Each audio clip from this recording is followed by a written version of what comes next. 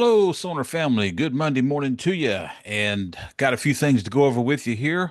First of all, I've seen some comments about uh, the 150th anniversary shell packs basically being SQ2s, which there's a partial truth to that. I mean, they do utilize the current SQ2 hardware.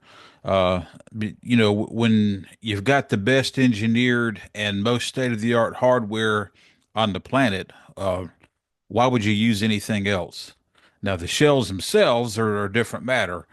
You've got basically a recreation of the Sonor Light shell and the Sonor Signature shell, and the Sonor Signature shell on these has a few more plies, but still, I think about the same thickness. And the feedback I've seen so far from a guy that I believe in England that bought one, he's just blown away by his apparently. And so I think they've really nailed it. And so what I have done is I've worked up all the configurations in the configurator. I wanted to see where the price was for the 150th anniversary sets compared to if you worked them up in the SQ2 configurator. Now, the difference between the two would be you're not going to quite get the same shells, and you're not going to get the 150th anniversary badges, which, those drums are also serialized. And so you're missing out on a big component if you were to order from the SQ2 configurator as opposed to getting the pre-configured packs. Basically, you're just ordering a custom set of drums on the configurator, which there's nothing wrong with that. But the 150th anniversary drums are going to have a value all to themselves because they are a very limited run, and unique to this release. So, you have to keep that in mind too. But you may be interested to find out that you would expect that the anniversary series drums would be higher in price than the SQ2s, and you would be correct. What may surprise you is how little of a price difference there is. And I'm going to go from highest to lowest. The Sonar Light Fusion, uh, the map price on it in U.S. denominations in the United States is $14,499. On the SQ2 configurator, you're looking at $13,878.04, which is less than a 5% differential.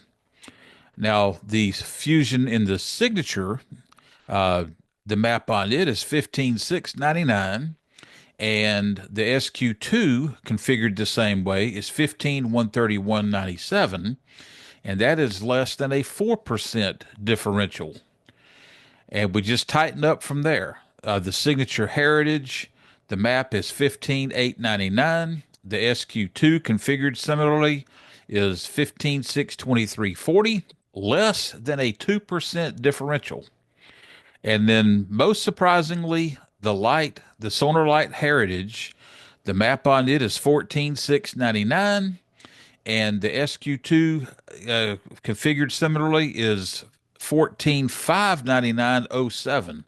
So you've got less than $100 of a price difference on that, and so you got significantly less than 1% of a differential on that kit. So if you think you're going to go on the SQ2 configurator and save a lot of money, you're not.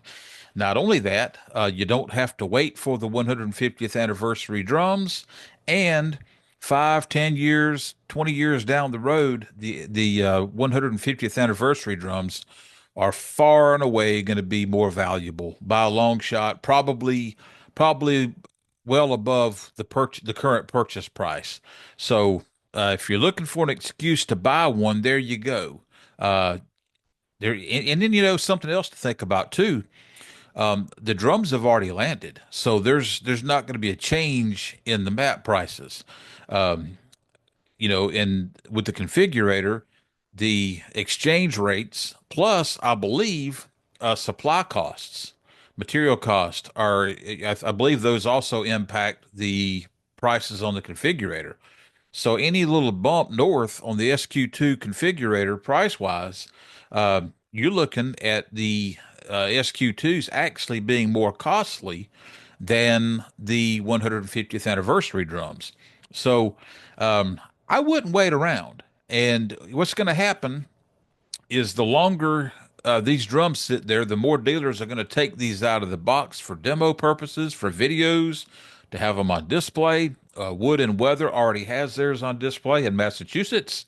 If you're in the area, I would recommend going to look. If you're not in the area, um, if you're looking to spend that kind of money, no sense not going up to fly up and look at them. So I would do that, certainly. I look for any excuse to get on the road anyway. So um, if you like to travel, there's you a good trip.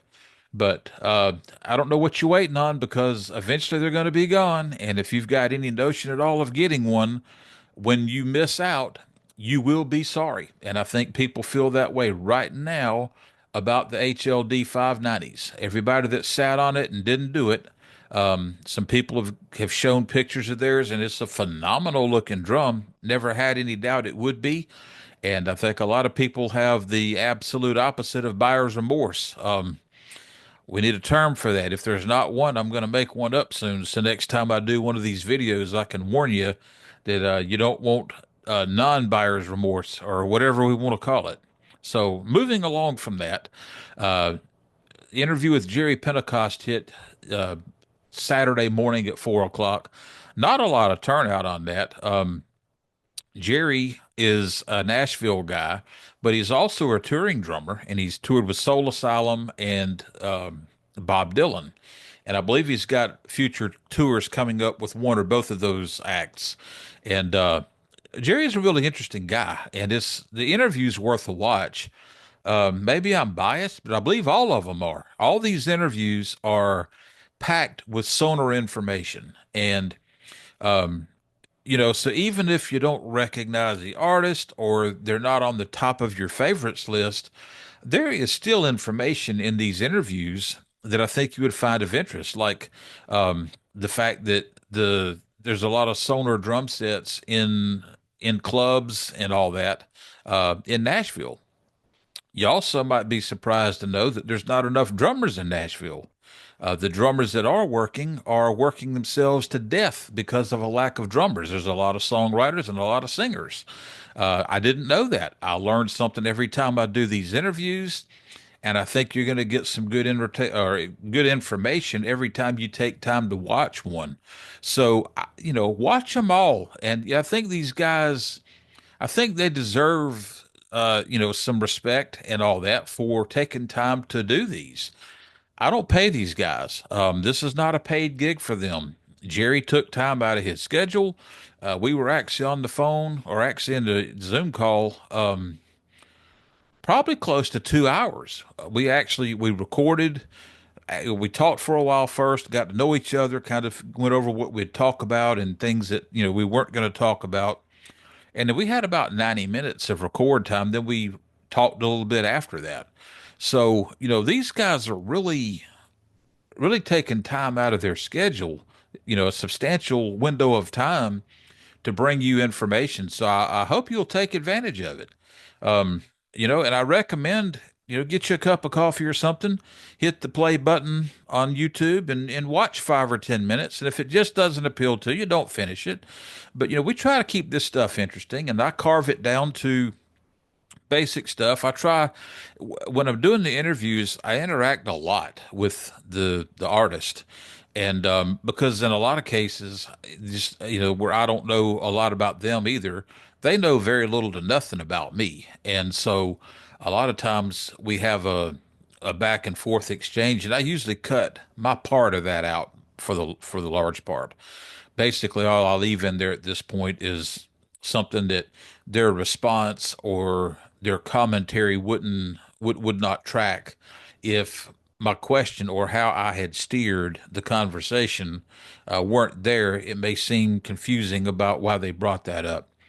But people aren't there to see me. Y'all see enough of me on these Coffee with Jules, so I don't try to leave a lot of content. But what I do leave, I usually try to leave a lot of interesting Sonar related stuff, and sometimes some of the personal tidbits they might throw out there or whatever. And and if there's lighter moments, I like to leave that in there too. But anyway, um, had a good had a good weekend. Sold some copper hardware, which was a great thing. And I've got some snare drums still waiting to get put back together. I feel like I'm dragging my feet on that stuff. Doing these drums is one of those things that, uh, I work on them when I hate to say it this way, because I'm not lazy, but I like to be in the right mood. When I put things back together, when I work on things and put them back together, I want them to be rock solid. And so if I'm just doing it just to do it, I'm liable to lose grip of a screwdriver and cut a gouge in the shell finish, or whatever. I don't want to strip anything. I don't want to tear any screws up or break any pieces of hardware. So, and also it's not a five-alarm emergency to sell these things right now. So I've floated a picture out there of the shell of the green designer. Didn't have anybody just saying, "Hey, I've got to have this thing." So it's just kind of been sitting around waiting to get done, and it will when the time's right. And still got some more to work on. Got some other things in the works, and anyway, also still working on interviews. I've had one that's had a few postponements. I'm probably going to just let that ride for a while till his situation is such that he can take time out. But anyway, I appreciate your time this morning. I hope you have a great week and I hope you had a really good weekend. Talk to you soon.